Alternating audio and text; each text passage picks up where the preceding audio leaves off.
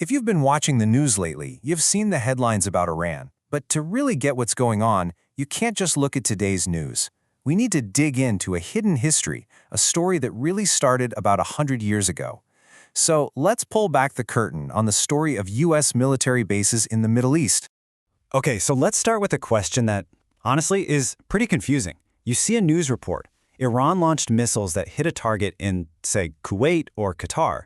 And you have to ask yourself, wait, why there? Why is Iran attacking America, but inside other countries?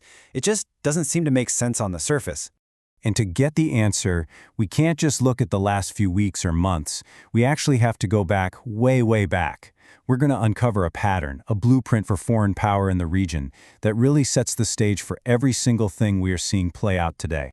So let's start with the puzzle we're facing right now. The conflict feels all over the place, it's confusing, and it seems to be aimed at countries that aren't even officially at war with Iran. So you've seen this, right? Missile strikes hitting Kuwait, Qatar, Saudi Arabia. At first glance, it looks like Iran is just picking fights with its Muslim neighbors. And that has caused a ton of confusion and, of course, a lot of condemnation. But there is a whole other layer to what's going on here. This is the official line coming out of Iran. They're saying, hey, hold on. Our missiles aren't aimed at the Saudis or the Qataris. They're aimed at the American and Israeli military bases that are sitting on their soil. And right there, that one statement, it flips the entire story on its head. It forces us to ask a much bigger question. Why are those bases even there in the first place? To answer that, we've got to hit the rewind button and go all the way back to the end of World War I, when the Ottoman Empire fell apart, because this is where the whole blueprint for foreign military presence in the Middle East was invented, and the inventor was the superpower of the day, the British Empire. See, the British were smart. They knew the local Arab populations would never ever accept being ruled directly by a foreign Christian power. So they came up with this really clever, kind of sneaky system of indirect rule. They'd install a local Arab king, let him handle the day-to-day stuff, but the real power, the control over the military and, most importantly, the oil, that stayed with Britain, and that control was enforced from their network of military bases. And this chart just lays it out perfectly. The appearance was local self-rule. You see your own king, he's building mosques, he's building bridges, everything looks great. But the reality behind the curtain? The military was controlled by Britain. The resources were controlled by Britain. It was, for all intents and purposes, a puppet government, with the strings being pulled from British bases. Now, this system chugged along for decades. But then World War II happened, and it completely shattered the British Empire financially. They had to pull back, and when they did, they left this huge power vacuum in the Middle East. And wouldn't you know it, a brand new superpower was waiting in the wings to step right in. Yep. As Britain pulled out, the United States moved in. They were obviously very eager to protect their own interests, especially that black gold, oil. So the Arab leaders, who were kind of used to this whole arrangement, started meeting with the Americans. And sure enough, little U.S. outposts and bases began to pop up. But there was one powerful man who stood right in the way of a full-scale American military presence. That man was King Faisal of Saudi Arabia. He was a fierce nationalist. He was absolutely determined to keep Arab lands under Arab control. He totally resisted the American plans for big military bases, and he even went so far as to kick out the few small outposts his father had allowed. So as long as Faisal was alive, America's ambitions were basically on hold. But then, he was assassinated in 1975, and just like that, the single biggest obstacle to a massive U.S. military footprint in the region was gone. Okay, so with King Faisal out of the picture, the door was wide open for the U.S. to achieve its goal. But it still needed a reason, you know? A justification, a crisis so huge that Arab leaders would feel like they had no other choice but to invite American troops onto their land. And that crisis, according to a very controversial reading of history, would be engineered around one man, Saddam Hussein. Let's just walk through how this happened. First, remember, Saddam was an ally. He fought a nasty 8-year war against Iran, and he did it with money and weapons from the U.S. and other Arab states. But that war left him with an absolutely staggering $60 billion debt to his Arab neighbors.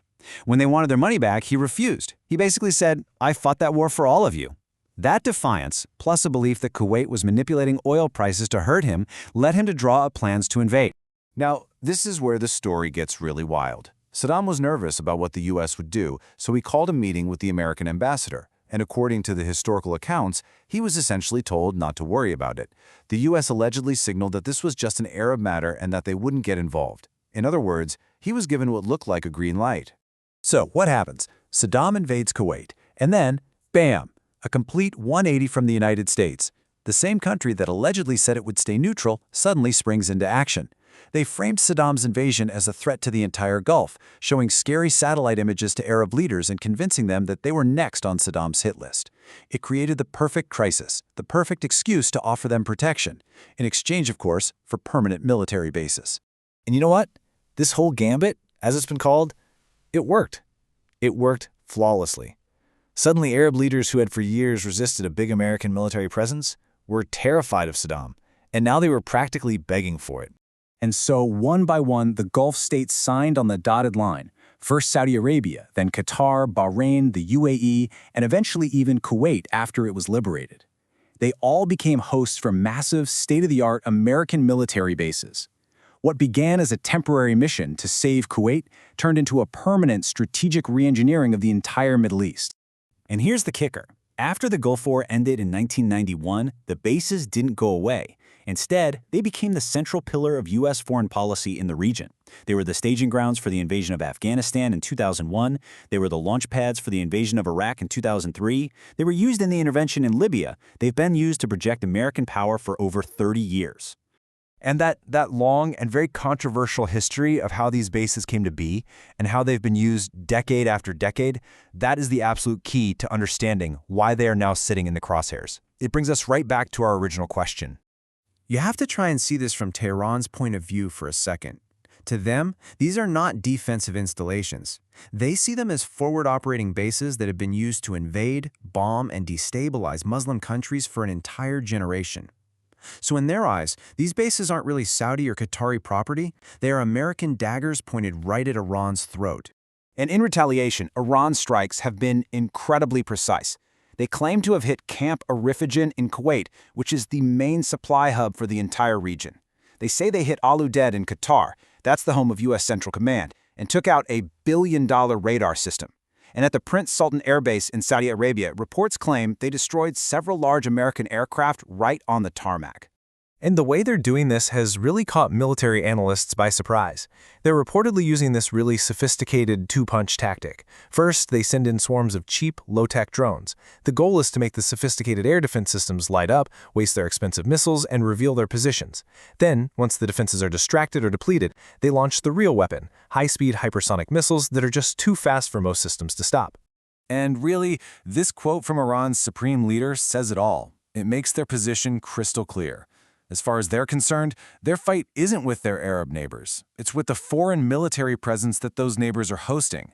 For Iran, the very existence of these bases is the root cause of the entire conflict.